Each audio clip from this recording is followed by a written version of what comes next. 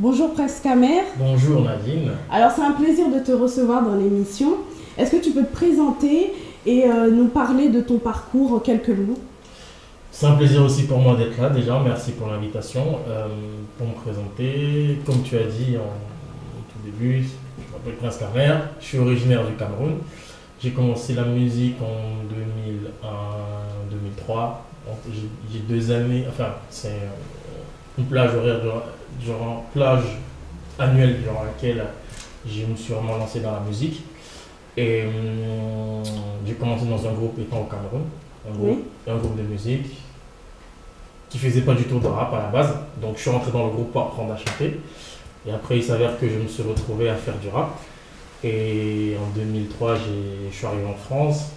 J'ai fait partie d'un groupe qui s'appelait Majestic Crew, avec qui j'ai sorti 2 projets. J'ai fait partie aussi d'un groupe qui s'appelle Dernier Rempart, avec qui j'ai sorti 4 projets. D'accord. Et j'ai sorti 2 projets solo aussi.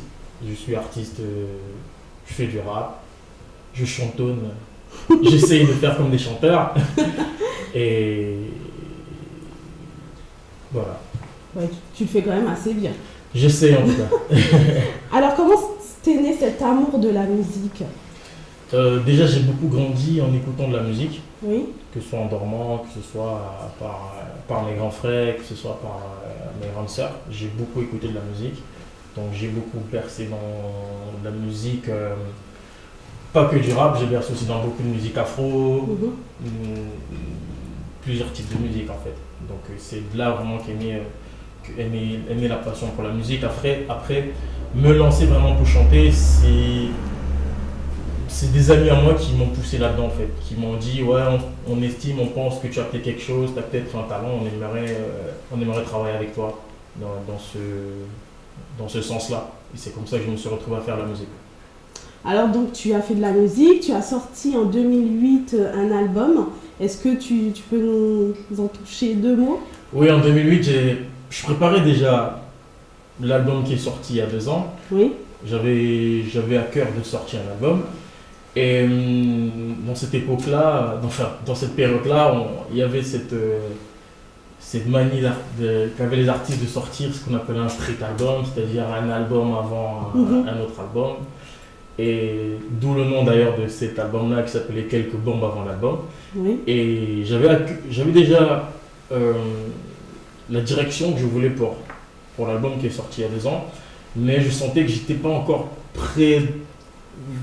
Musicalement, c'était pas prêt, c'était pas assez cuit, on va dire. Oui. Et Dieu m'a mis à cœur en fait de sortir un projet afin de mieux mûrir le futur projet. Et ce qui était intéressant en tout cas, c'est qu'on est parti sur une formule qui était assez folle pour certaines personnes à ce moment-là, c'est que on vendait des CD par pack de 5 en fait. D'accord. Et l'idée c'était que chaque personne achète un pack de 5 avec un CD pour lui Et et 4 CD pour offrir. Donc, et c'était à un prix qui pouvait être le prix d'un CD en fait. C'était ça l'idée. Donc c'est un album de 14 titres où j'ai pu collaborer avec pas mal de personnes et j'ai été assez surpris agréablement des retours que j'ai eus parce que je ne m'attendais pas à avoir autant de retours, ce qui fait que j'ai fait beaucoup de scènes et ça m'a vraiment encouragé dans la suite de ma carrière, on va dire ça. Comme tu disais tout à l'heure, tu fais partie du groupe Dernier Rempart. Alors, qu'est-ce que tu as apporté ou qu'est-ce que t'apporte ce groupe? Quand on travaille en groupe et quand on travaille en solo, il y a déjà des manières différentes de travailler.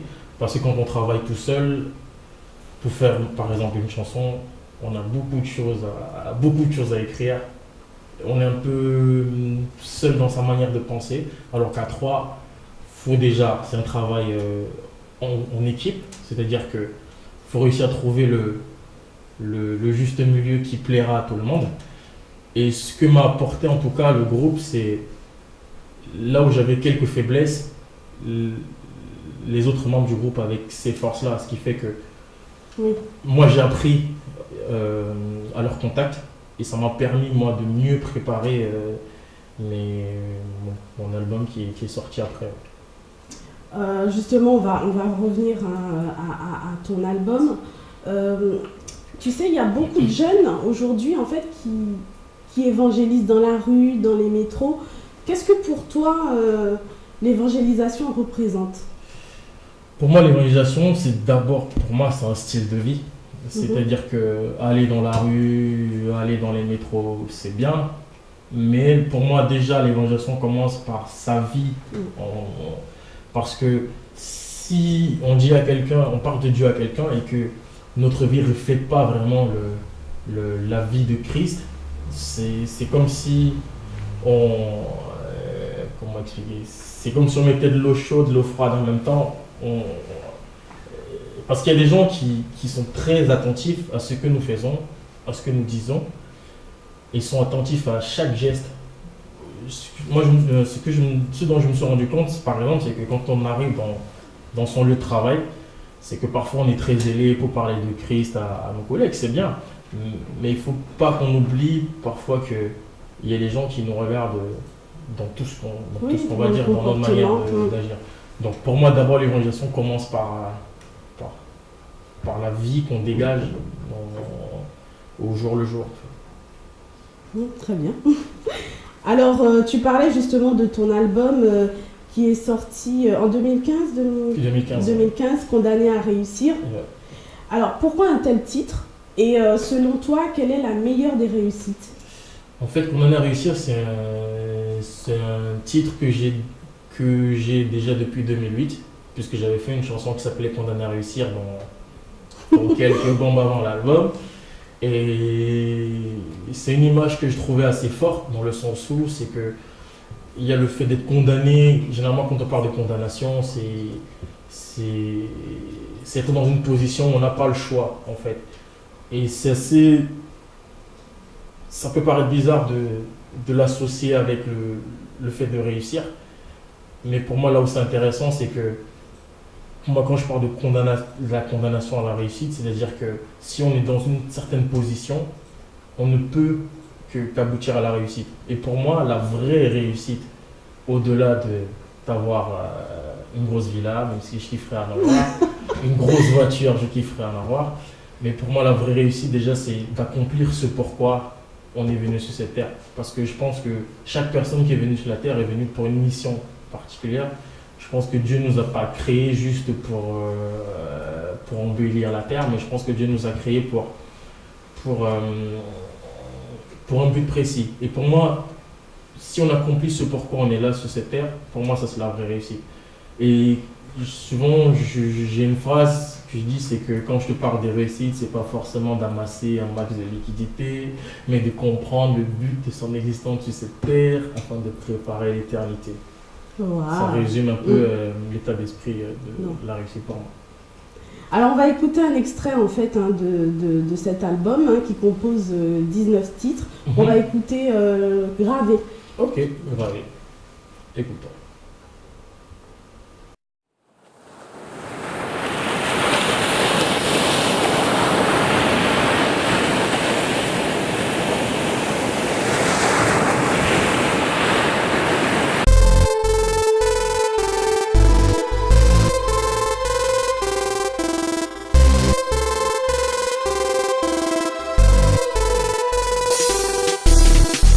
Même si certains diront que je suis fêlé, que ma force s'élève et franchisse un palier, que l'amour divin chaque jour en moi soit scellé, que je puisse le donner, qu'il soit gravé dans ma vie, qu'il soit gravé dans ma vie, qu'il soit gravé dans ma vie, qu'il soit gravé dans ma vie.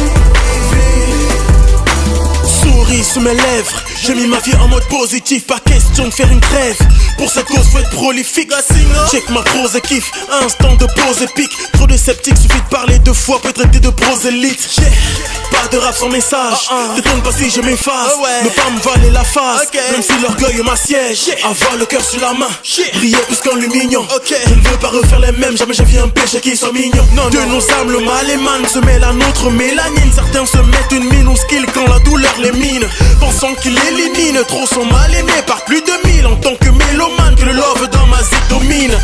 Même si certains diront que je suis fêlé, que ma force s'élève et franchisse un palier, que l'amour divin chaque jour en moi soit scellé, que je puisse le donner,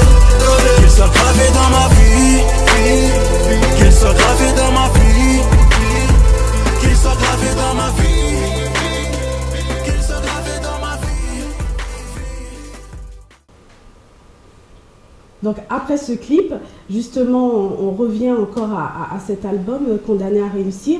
Tu as écrit 19 titres, dont gravés. Il y a Danse comme David, Indomptable. Alors comment tu t'y es pris pour écrire 19 titres?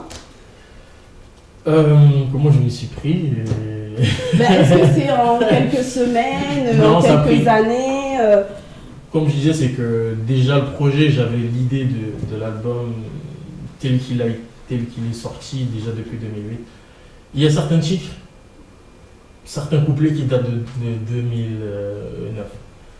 D'accord. C'était pas enregistré en ce moment-là, mais j'ai enregistré plus tard, mais il y a des textes qui datent de cette période-là. Mais ça a vraiment pris tout ce temps-là, mais vraiment en 2014, je me suis vraiment mis à fond pour finaliser le projet. À la fin, j'avais ces 19 titres. Bon, il y a certains qui sont passés à la trappe, qui ne sont pas sortis. Oui. J'ai hésité, je me suis dit est-ce que je les mets tous ou pas, mais je me suis dit ça fait longtemps que je prépare et je ne voyais pas celui que j'allais enlever, et puis je me suis dit je vais faire plaisir à ceux qui vont écouter et qui aimeront. Je donne tout. Non, mais c'est très bien d'avoir 19 titres. Mais bon, après, je me posais la question, en combien de temps tu avais écrit tous ces titres. Notamment, tu as écrit le son Silence, qui parle d'abus sexuels. Alors, comment tu as été amené en fait, à écrire sur ce sujet? En fait, cette chanson Silence, elle m'est venue à l'idée lorsque j'ai vu la vie d'une fille qui était dans une position où elle couchait avec certains garçons et elle,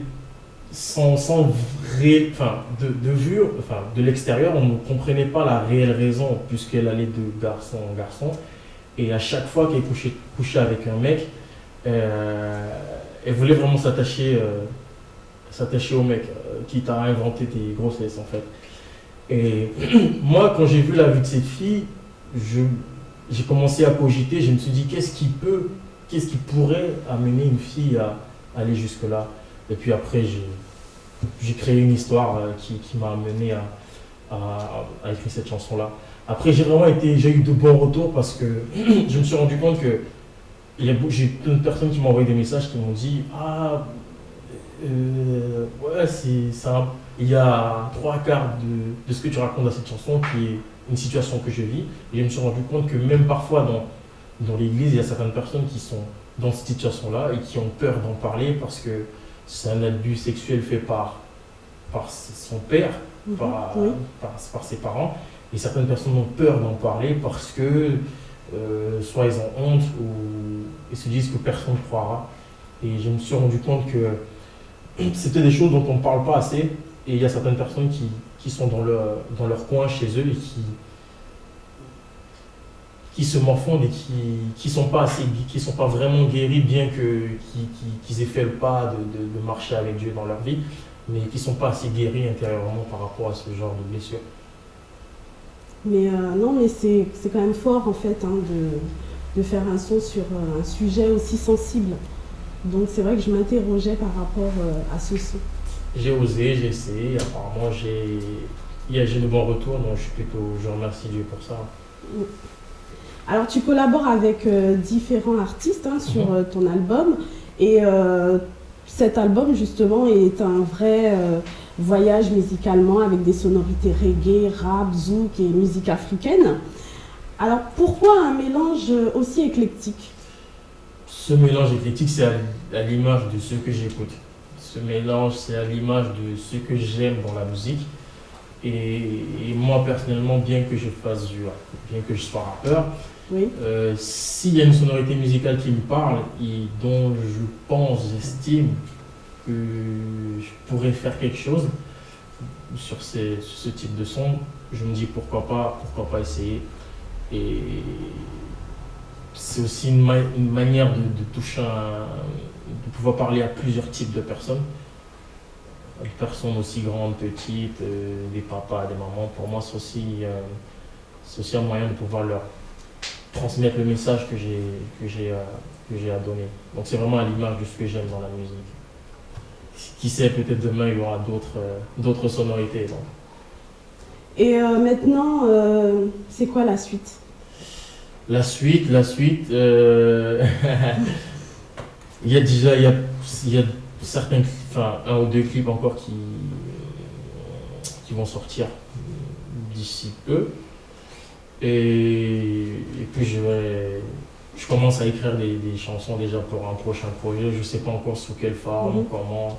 Et puis j'ai participé aussi à pas mal de projets annexes qui vont sortir d'ici quelques temps. Ouais. Et des scènes de prévues en 2017? Des scènes de prévues, pour l'instant j'ai fait pas mal de scènes déjà depuis la sortie du projet. Pour l'instant c'est un peu plus calme, donc je peux mieux me concentrer sur l'écriture de d'autres chansons. D'accord. En tout cas, merci d'avoir répondu à toutes ces questions. Est-ce qu'on peut retrouver tes actualités dans les réseaux sociaux, Facebook, Instagram? Je suis dispo sur tout. Facebook, Prince Kamer, officiel, Twitter, Prince Kamer, Instagram, Prince Kamer, Snapchat même, Prince Kamer. Je suis sur tous les réseaux sociaux, donc c'est facile de me trouver. Très et bien. Je réponds à tout le monde. Ah ouais. C'est bien. Alors merci encore, et puis bonne continuation. Ok, merci pour l'invitation et merci. Alors l'émission est terminée, on va écouter pour la fin donc un clip de Prince Kamer, Danse comme David ou Reconnaissance. Alors on verra. Et on vous remercie pour votre fidélité, on vous dit à très bientôt et surtout restez connectés.